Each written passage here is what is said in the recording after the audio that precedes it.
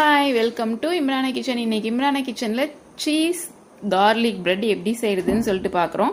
அதுக்கு நான் இன்னைக்கு ஒரு கியூப் சைஸ் அளவு உள்ள சீஸ் எடுத்திருக்கேன். அதுக்கப்புறம் பட்டர் கொஞ்சம் நேரத்துக்கு முன்னாடியே ஃப்ரிட்ஜிலேருந்து எடுத்து வெளியே வச்சுட்டேன். அது கூட ஒரு 1/4 ஸ்பூன் அளவு பெப்பரு, 1/4 ஸ்பூன் அளவு கஸ்தூரி மேத்தி, நறுக்கன மல்லி இலை, ஒரு 5 பல் பூண்டை கிரேட்டட் சொரவி வச்சுருக்கிறேன். அதையும் போட்டு நல்லா மிக்ஸ் பண்ணி விட்டுக்கலாம். கஸ்தூரி மேத்தி வேணாம் அப்படின்னா ஒரிகனோ, ஹெப்ஸ் அந்த மாதிரி எது வேணால் போட்டுக்கலாம். நான் இன்னைக்கு கஸ்தூரி மேத்தி மட்டும் போட்டுக்கிட்டேன். அதுக்கப்புறம் கலந்து விட்டதுக்கப்புறம் சில்லி ஃப்ளேக்ஸ் கொஞ்சமாக ஸ்ப்ரிங்கிள் பண்ணி நல்லா கலந்து விட்டுடலாம்.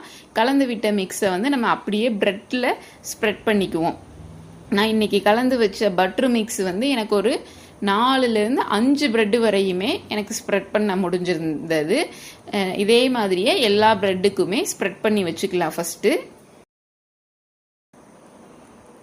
ஸ்ப்ரெட் பண்ணதுக்கப்புறம் பேனை ஹீட் பண்ணிவிட்டு பட்டர் வச்சு ஃபஸ்ட்டு மெல்ட் பண்ணிக்குவோம். மெல்ட் பண்ணிவிட்டு நம்ம செஞ்சு வச்சுருக்க ப்ரெட்டை அப்படியே ஒன்றொன்னா எடுத்து ப்ளேஸ் பண்ணிடுவோம்.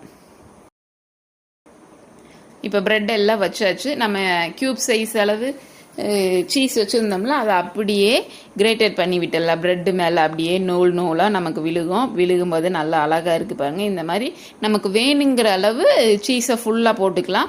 எங்களுக்கு சீஸ் ரொம்ப அதிகமாக இருந்தால் ரொம்ப திகட்டுற மாதிரி இருக்குன்னு சொல்லிட்டு அளவாக தான் நான் போட்டுக்கிட்டேன். உங்களுக்கு எவ்வளோ விருப்பமோ அந்த பிரகாரம் நீங்கள் சீஸ் கிரேட் பண்ணி போட்டுக்கலாம். இப்போ சீஸ் போட்டதுக்கப்புறம் ஒரு மூடி போட்டு க்ளோஸ் பண்ணி சிம்மிலையே வச்சு டோஸ்ட் பண்ணிக்கலாம். சீஸ் மெல்ட் ஆகிற டைம் மட்டும் மூடி போட்டு சிம்மில் இருந்தால் போதும். சீஸ் மெல்ட் ஆயிடுச்சு அப்படின்னா நம்ம ஓப்பன் பண்ணி பிளேட்டில் எடுத்து கெச்சப், சாஸ் ஏதாவது வச்சு சர்வ் பண்ணி சாப்பிட்டுக்கலாம்.